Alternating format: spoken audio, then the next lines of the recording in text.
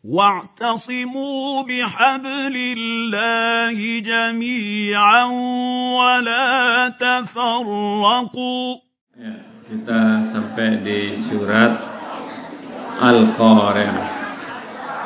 Qara'a artinya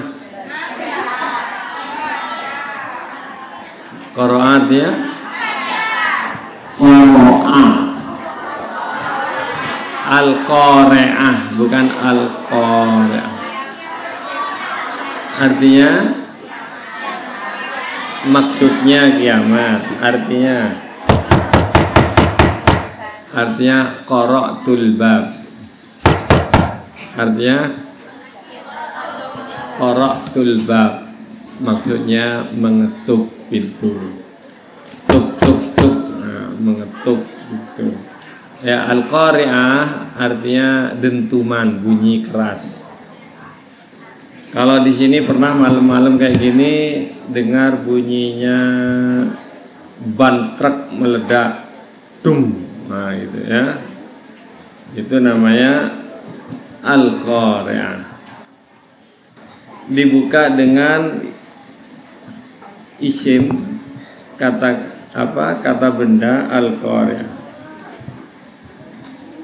Yang seperti surat ini seperti surat Al-Haqqah. Al-Haqqah artinya apa? Al-Haqqah artinya Al-Haqqah, sesuatu yang pasti terjadi. Di dalam Al-Quran minimalnya ada 82 nama kiamat. Al-Ghasyiyah, cuma nggak pakai mal-ghasyiyah, gitu ya. Ghasyiyah artinya yang terselubungi sehingga jadi gelap. Al-Ba'tsu, ya, al-hisab, al-qiyamah. Kenapa namanya lain-lain? Karena peristiwa hari kiamat itu memang panjang, banyak, ya, yaitu sekitar fi yaumin kana miqdaruhu khamsina alfasana. Satu harinya saja 50.000 tahun. Ya, 50.000 tahun. Nah, itu peristiwanya macam-macam. Yaumul Hasyr, hari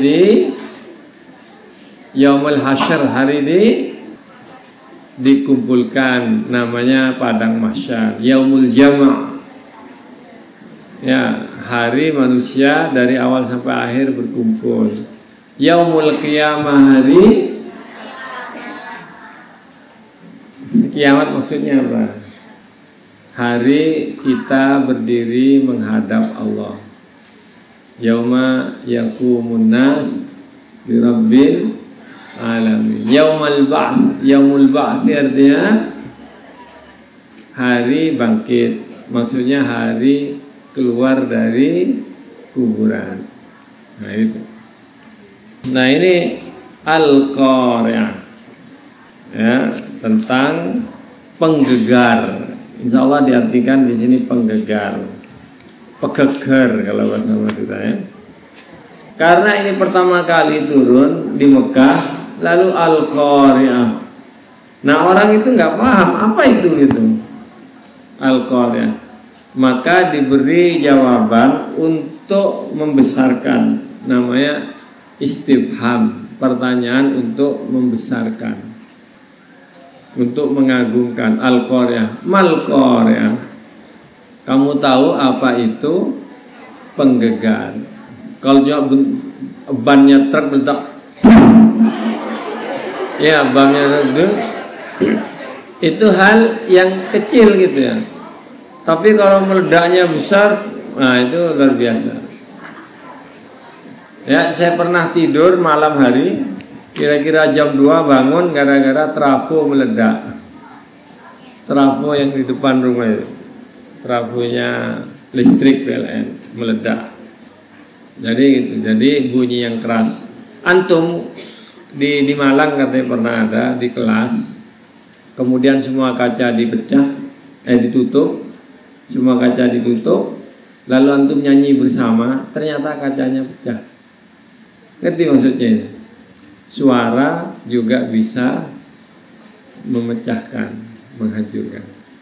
Prancis mengeluarkan pesawat Concorde, sekarang dilarang terbang karena rumah-rumah yang berkaca di dekatnya airport pada pecah kalau itu mau landing. Jadi suara itu ada tekanannya juga. Ya, jadi al-qari'ah bunyi yang sangat keras. Ya, diartikan penggegar. Wa ma adraka mal qari'ah. Mal qari'ah wa ma adraka mal qari'ah. Ya, pertanyaan ini untuk menjadikan al-qari'ah itu sesuatu yang besar. Kalau sesuatu yang sudah jelas nggak usah ditanya. Jadi al-fil, mal-fil, wa ma adraka mal-fil. Gajah itu sudah jelas, nggak usah ditanya. Dengan gaya bahasa yang berat seperti itu gitu. Ya, al-haqqah, mal-haqqah, wa ma adraka mal-haqqah. Baru nanti dijelaskan. Nah, jadi nama kiamat ini banyak, satu ya. Antum kan namanya satu. Nanti kalau sudah menikah namanya jadi bertambah. Punya anak bertambah lagi, dapat gelar ini bertambah. Kenapa namanya banyak? Bertambah-tambah gitu. Itu karena semakin terkenal. Nah, kiamat ini mesti terkenal. Peristiwanya banyak, namanya gini. Nama Allah itu juga banyak. Karena dari berbagai sisinya.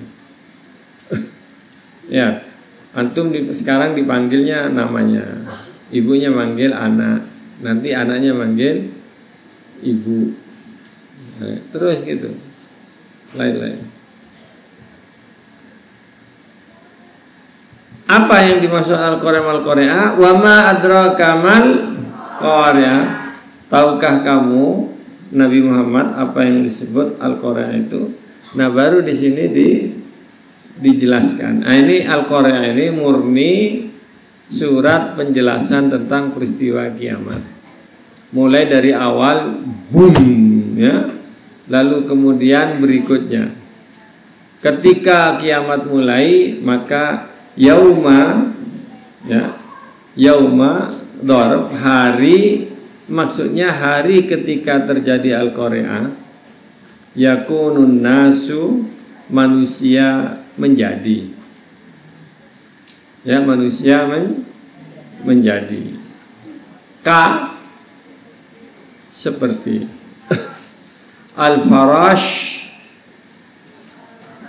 Ya, farash itu artinya jejeleng. Hewan yang biasa terbang menuju ke lampu. Jadi hewan itu asal ada cahaya terang, dia jalan ke lampu. Terang, panas. Kalau ada hewan datang ke lampu itu mau apa? Mau mati. Iya, mau mati. Anter-anterin. Nah, kita nanti bertebaran. Kalau di surat Al-Qamar itu disebutkan yaumaidin apa? Di surat Qamar, surat apa? Ka'annahum jaradun muntashir. Mereka seperti belalang yang bertebaran. Nah, bertebaran itu maksudnya gini, keluar nggak jelas.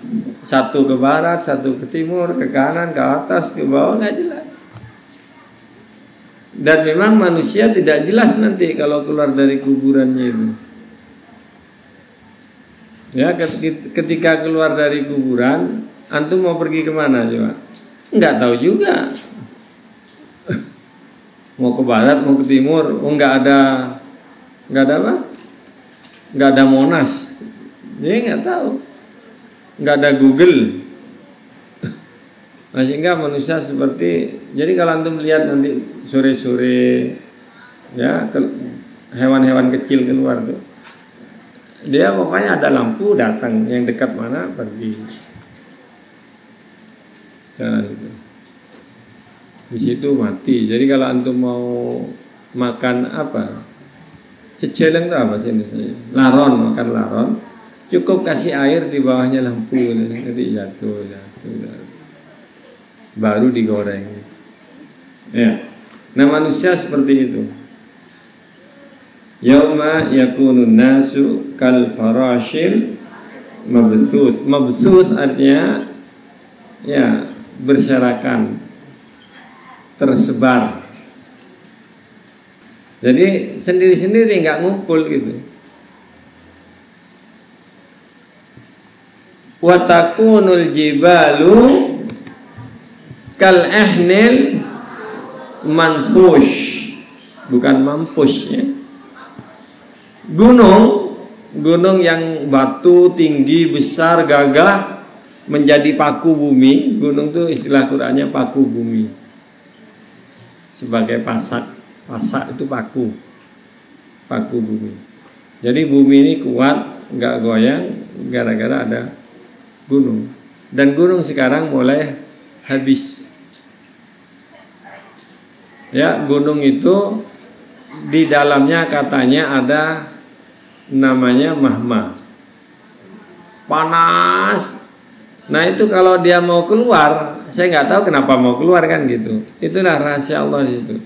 Ketika dia mau keluar, maka batu yang dulunya besar keras itu keluar, boom, itu jatuhnya seperti abu, bubar. Bahkan jatuhnya seperti tepung halus. Tepung itu kalau banyak kelihatan ada, tapi kalau satu nggak terasa ada. Antum cari pegang ngambil tepung nggak bisa diambil tepung. Nah kira-kira gitu gunungnya. Nah itu disebut ehn. Ehn itu bulu kambing. Bulu kambing yang kecil-kecil, nah terbang-terbang gitu. Gunung seperti itu. Wa idzal jibalu suyirat. Kalau gunung dijalankan, maksudnya hilang, dicabut dari akarnya, hilang jalan. Ya, kan bumi ini kalau gini, kalau bulat gini. Tapi kalau wa idzal ardu muddat, kalau bumi dipanjangkan kan semuanya hilang. Ditarik jadi lurus, yang dulunya bulat, set lurus, keluar semua. Ya, jadi kita luar biasa gambarannya itu, gambaran hari kiamat. Ya, jadi kalau di sini bilang kal farashil mabthut, di Al-Qamar apa tadi? Ka'annahum jaradun muntashir, seperti belalang. Yang ini watakunul jibalu, dan waktu itu gunung menjadi seperti bulu-bulu domba yang bertebaran. Ya itu. Artinya ringan, kena angin kemana-mana. Buat apa ini? Nah tujuannya itu adalah setelah jedor, lalu digambarkan kondisinya. Nah, lalu yang penting itu ini manusianya. Ya, fa'ammal man thaqulat mawazin. Ya. Jadi peristiwa ini berlanjut. Habis itu peristiwanya ini menunjukkan setelah terjadi itu baru terjadi hisab. Jadi, setelah jadi kehancuran itu baru terjadi hisab. Fa'amman man thaqulat mawazin. Adapun orang yang berat, orang yang berat. Berat apanya? Berat timbangan kebaikannya. Jadi antum mesti ditimbang, dan tidak perlu ditimbang, di sana sudah ada timbangannya. Antum mau tahu rahasianya kenapa ditimbang berat? Ada orang kurus tapi timbangannya berat, gemuk timbangannya sama dengan yang kurus. Tahu kenapa? Ya, saya dulu gini ditimbang sama dengan teman saya yang gemuk. Kelihatannya beratnya sama, tapi istilahnya seperti kapas. Coba mana berat? Kapas 1 kilo dengan besi 1 kilo, mana berat? Ya sama lah, sama-sama 1 kilo. Kapas 1 kilo, besi 1 kilo, berat mana? Sama beratnya.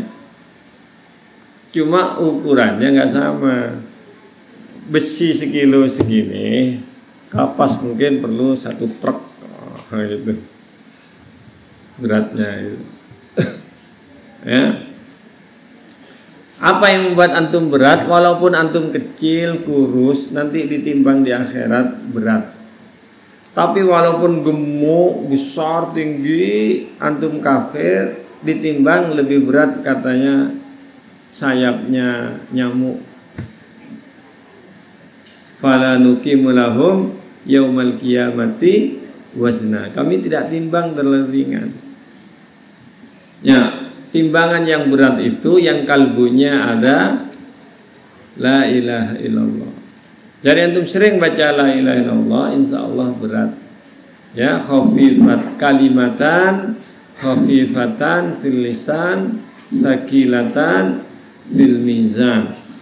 La ilaha illallah Muhammadur Rasulullah ringan di lisan, berat di timbangan. Jadi antum sering baca ini.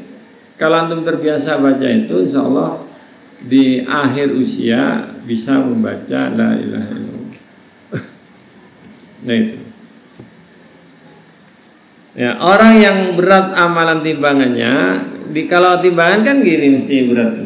Di sini 51, yang sini 49. Sudah lebih berat. Apalagi 100 sama 1 sama kosong lebih berat. Nggak mungkin 100 sama kosong itu. Jadi target kita minimal itu 51 timbangan amal kebaikan. Maka jawabannya adalah fa'amma, ya, amma itu adapun syarat, ya. Jawabannya adalah fahuwa fi 'isyatin radiyah. Fa jawabannya maka huwa man yang tadi sakulat mawazin itu fi 'isyatin radiyah. Sebenarnya yang tepat itu artinya fi 'isyatin mardiyah, dalam kehidupan yang diridhoi. Jadi apa istilahnya, sifatnya dari Aisyah, kehidupan yang diridhoi. Jadi itu aslinya. Tapi di sini dipakai kehidupan yang meridhoi, pakai isim fa'il. Maksudnya isim maf'ul. Yang kedua, wa amma man khaffat mawazin. Adapun orang yang ringan. Nah, jadi ringan timbangan amal kebaikannya. Coba dilihat nih, sama sekali nggak menghitung amal buruk. Yang dihitung amal baik antum. Amal baik cukup, selamat. Nah, jawabannya itu perbedaan kontras. Ngerti beda kontras itu? Misalnya ini, lawannya akhirat adalah terakhir, lawannya pertama. Nggak, yang sama itu. Wal akhiratu khairun laka minal ula. Lawannya terakhir adalah pertama. Yang pertama ini dunia, yang terakhir itu adalah akhirat. Kalau dunia lawannya itu ba'id. Ya, apa? Qoriban sa'ala sa'ilun bi'adzabi waqi' lil kafirin laisu dafi' terus minallahi dil ma'arif. Tak rujul. Terus habis itu. Innahum yarawnahu ba'ida wa narahu qariban. Lawannya jauh, itu dekat. Mereka memandang akhirat jauh, kami memandangnya dekat. Dunia artinya itu dekat, dana yaitu dekat. Lawannya jauh. Nah, ini namanya dimensi ruang, yang ini dimensi waktu. Pertama lawannya terakhir. dekat, lawannya jauh. Lah ketika dia lawannya dekat dengan terakhir, itu betul-betul berlawanan gitu maksudnya. Nah ini juga gitu. Mestinya fi isyatin radiyah, lawannya fi isyatin makruhah. Misalnya gitu, dalam kehidupan yang tidak disenangi atau ghairu mardiyah. Tapi ini lawannya lebih parah lawannya. Apa? Di sini disebutkan fa amma man khaffat mawazinu fa ummuhu hawiyah. Itu. Maka ibunya disebut ibu karena ibu adalah tempat kembalinya anak. Ada apa-apa kembalinya ke anak. Anak-anak dulu tapi ya ada nangis, ada apa, manggil ibunya, pergi ke ibunya, lari ke ibunya. Itu anak sampai generasi X. Generasi Z kayaknya kalau nangis apa enggak ke ibunya sudah. Biasanya ke sini. Kalau orang dulu ke ibu, mama gitu. Anak sekarang enggak, ada ibunya enggak dengerin. Yang penting ketemu ginian. Anak kecil ini, anak SD sekarang. Kayak gitu. Enggak mau makan. Kalau dulu enggak mau makan di suapin ibunya mau. Sekarang enggak mau. Harus ada gini ya depan. Anak kecil tuh. Siapa yang ngajarin? Ya ibunya lah. Masa lahir langsung pinter gituan? Itu ibunya yang ngajarin. Pertama nangis, kasih HP, diem. Enak ibunya kerja anaknya. Besok ditaruh HP-nya, dia yang nangis. Ya gitu. Ya, mestinya kalau fa ummu hawiyah tadi fa amma man thaqulat mawazinuhu fa huwa fil jannah. Nah, gitu. Ya, tapi tidak disebutkan jannahnya. Jannah itu tempat. Tapi kalau isyatin radiyah, ya, itu kehidupannya dia. Dia merasa ridho kepada Allah, merasa senang. Gitu. Nah ini sangat bertolak belakang jawabannya. Ya, wa amma man khaffat mawazinu, maka jawabannya fa ummuhu hawiyah, maka tempat kembalinya adalah jurang neraka. Hawiyah. Apa hawiyah itu? Nah, karena mestinya fa wa ma adraka ma hiya. Kamu tahu apa hawiyah itu? Ayo.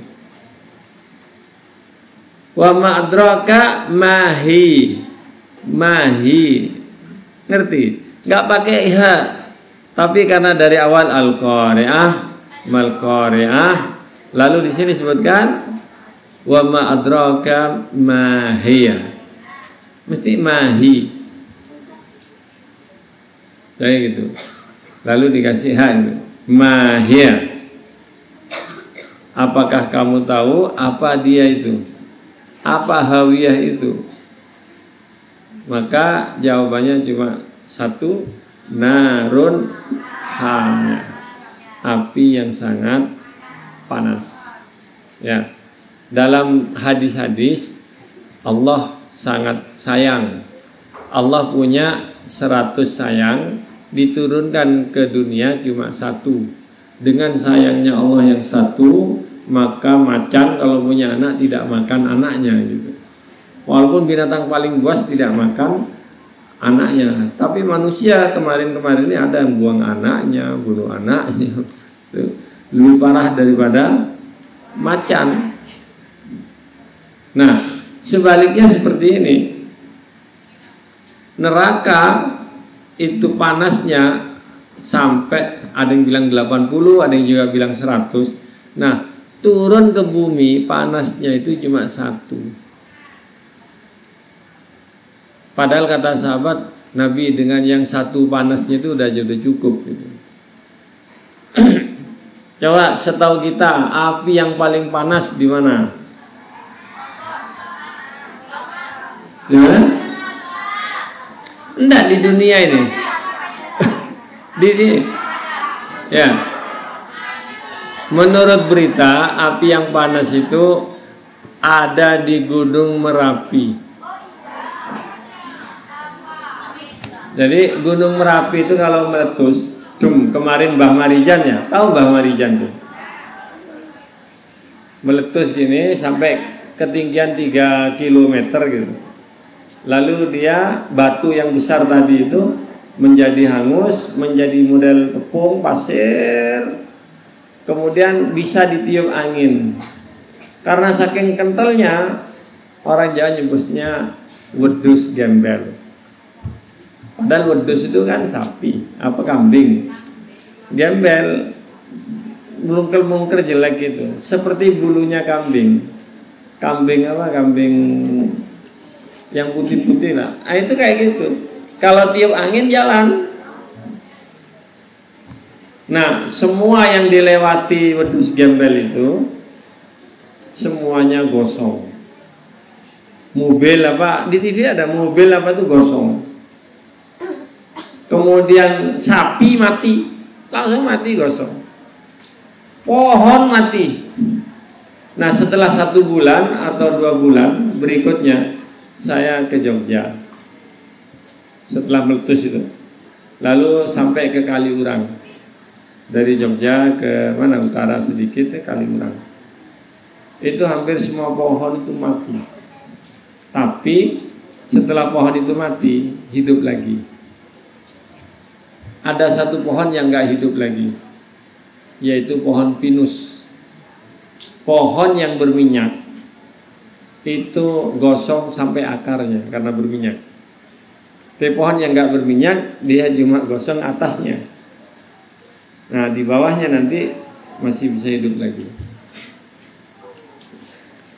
Ya, itu setahu saya api yang dianggap paling panas 3000 derajat Celcius. Kalau kita air mendidih namanya 100 derajat Celcius. Ada yang tidak panas tapi mengelupaskan kulit, namanya air keras. Air dikasih air tapi rusak semua.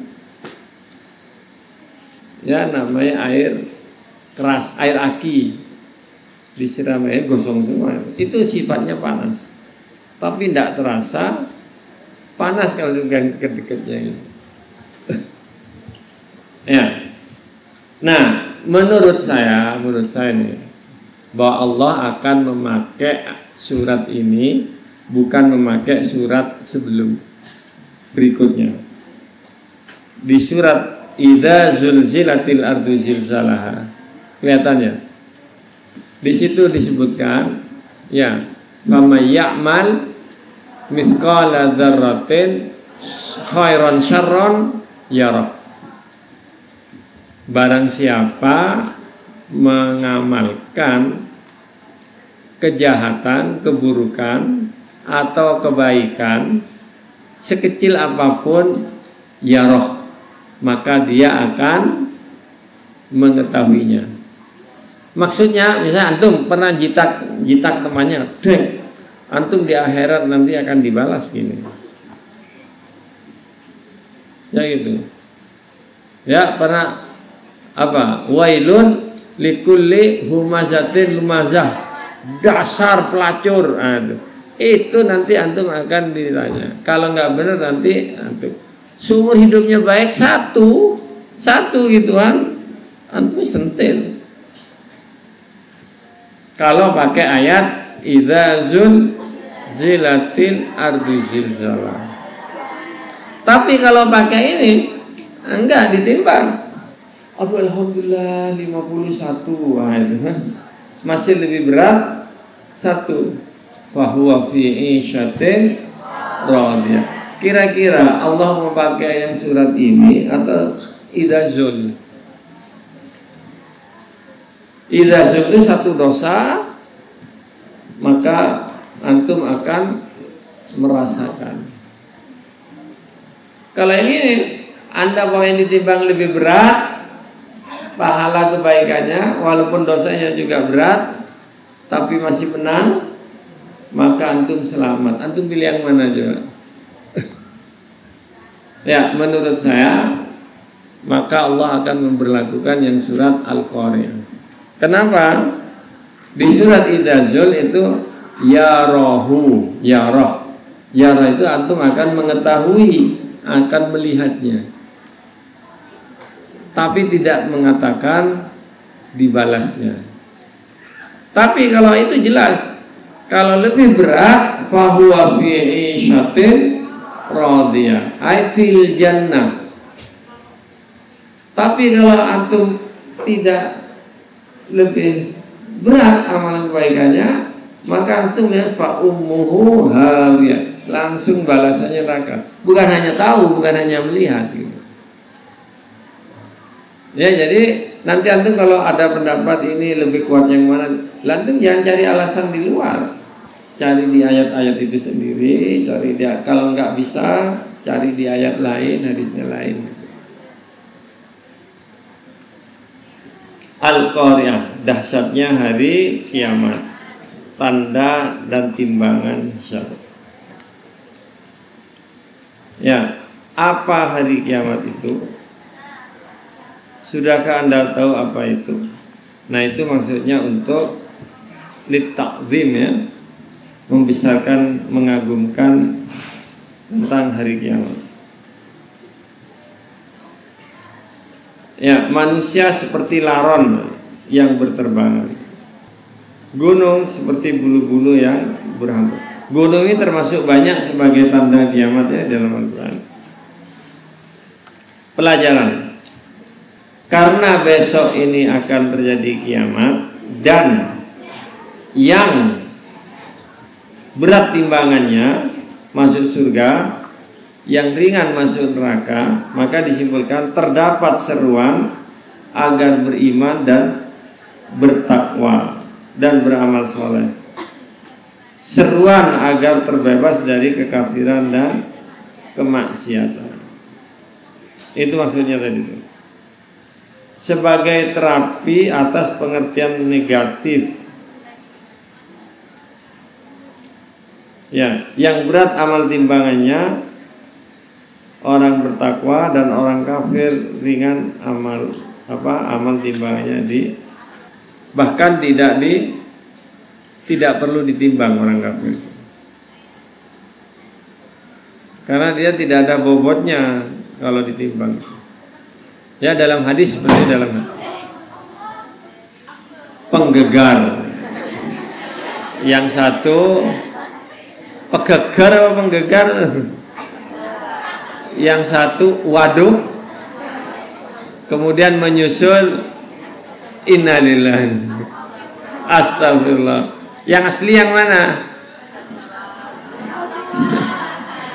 Yang asli yang waduh tadi.